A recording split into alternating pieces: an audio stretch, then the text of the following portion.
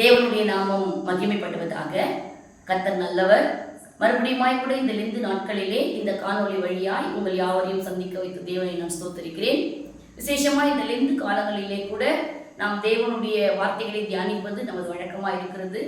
அப்படியாய் கூட இந்த லெந்து நாளின் முதல் நாளாகிய இந்த நாள், இந்த சாம்பல் புதன், இந்த நாள் துவக்கத்தில் கூட கர்த்தருடைய வார்த்தைகளை நாம் கடந்து சென்று இந்த உபவாச நாட்களிலே நாம் ஆண்டவரோடு கூட எப்படி இருக்க வேண்டும் என்பதை நாம் கற்றுக்கொண்டு அதன் வழியாய் நாம் ஜெபத்திலே தரித்திருக்க கர்த்தர் நமக்கு உதவி செய்வார்.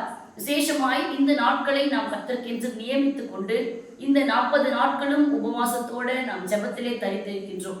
இந்த 40 நாட்களினுடைய இந்த முதல் நாளில் கூட நாம் இந்த வருட தியானத்திற்காக நாம் எடுத்துக்கொள்ள போகிற காரியம் என்னவென்றால் ஆண்டவரோட நெருங்குவது. இந்த உபவாசம் எதற்காக நமக்கு கொடுக்கப்படுகிறது என்றால் உபவாசம். உப என்றால் உடன், வாசம் என்றால் இருத்தல், ஆண்டவர் உடன் இருத்தல், இதுதான் உபவாசம். நம்ம உணவை தவிர்த்து அல்லது மாம்சத்தை தவிர்த்து அநேக விதங்களிலே நாம் உபவாசிப்பது உண்டு.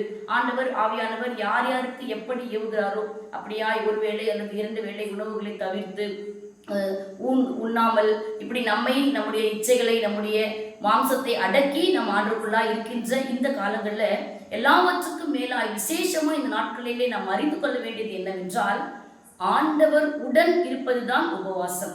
ஆகவே எல்லாவற்றையும் தவிர்த்து விட்டு ஆண்டவர் இல்லாமல் நாம் இருந்தால் அந்த உபவாசத்துக்கு பிரயோஜனம் இருக்காது. அப்ப இந்த நாட்கள் எதற்காக நமக்கு கொடுக்கப்படுகிறது? ஆண்டவர் உடன் இருக்க, ஆண்டவரிடம் நெருங்கி சேர. அதன் அடிப்படையில கூட இந்த நாள்ல ஒரு வசனத்தை நம்ம தியானிக்கலாம். ஆதியாகமம் 27வது அதிகாரத்துல 26ஆம் வசனம்.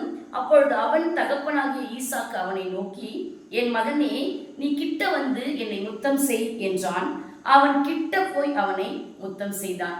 இந்த பகுதி நமக்கு எல்லாருக்கும் நன்கு அறிந்த ஒரு பகுதி தான். ஈசாக்கு யாக்கோபை ஆசீர்வதிக்கும் பொழுது அந்த ஒரு போர்ஷன் வரும். அப்ப இங்க பாத்தீங்கன்னு சொன்னா கிட்ட வந்து என்னை முத்தம் செய். இதே பகுதியில நீங்க வீட்டுல வாசிச்சு பார்த்தீங்க அப்படின்னு சொல்லும் போது ஏற்கனவே அவர் சொல்வாரு, என் மகனே, நீ ஏசாத்தானோ என்று தடவி பார்க்கும்படி என் கிட்ட வான்னு சொல்வார். அதே பகுதியில மறுபடியும் சொல்வாரு, நீ சமைத்த கொண்டு வந்ததை நான் ருசி பார்க்கும்படி என் கிட்ட கொண்டு வா என்று. அதுலயே நம்ம வாசிச்ச பகுதி 26ஆம் வசனத்துல வாசிக்கும் போது கிட்ட வந்து என்னை முத்தம். இந்த 3 கிட்ட வந்து என்பதற்கும் அநேக வித்தியாசங்கள் உண்டு. நாம கூட ஆண்டவர் நம்ம கையை நீட்டி தொட்டு பார்க்கிற தூரத்துல இருந்தா அதுவும் கிட்ட வருவது தான். ஆண்டவருக்கு நம்மால் இயன்றதை கொடுப்பது. இப்ப எப்படி, நீ கொண்டு வந்ததை நான் புசிக்கும்படி கிட்ட கொண்டு வா. அப்ப நான் கொடுக்கிற இடத்துல இருப்பதும் கிட்டதான். ஆனால் அதையும் தாண்டி அவர் சொல்றாரு, கிட்ட வந்து என்னை முத்தம் செய்.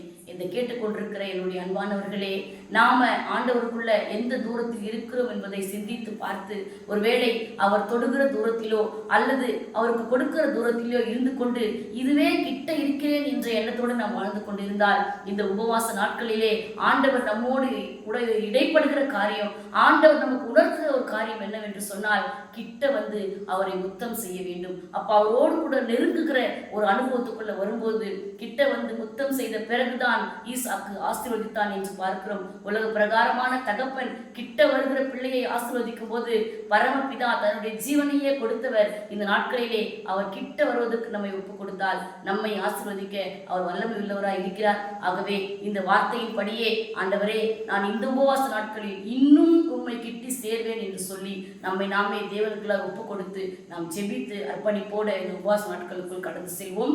எங்களை நேசிக்கிற எங்கள் நல்ல தகப்பனே, இந்த நாள்ல எங்களோடு கர்த்தர் இடைப்பட்டீர், கிட்ட வா என்று எங்களை அழைத்திருக்கிறீர்.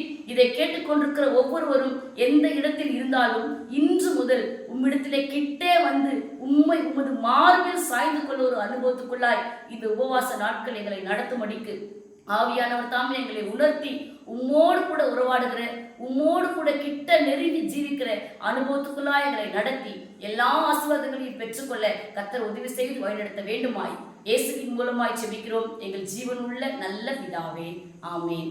கர்த்தர் தாமே உங்களை ஆசீர்வதிப்பாராக. ஆமேன்.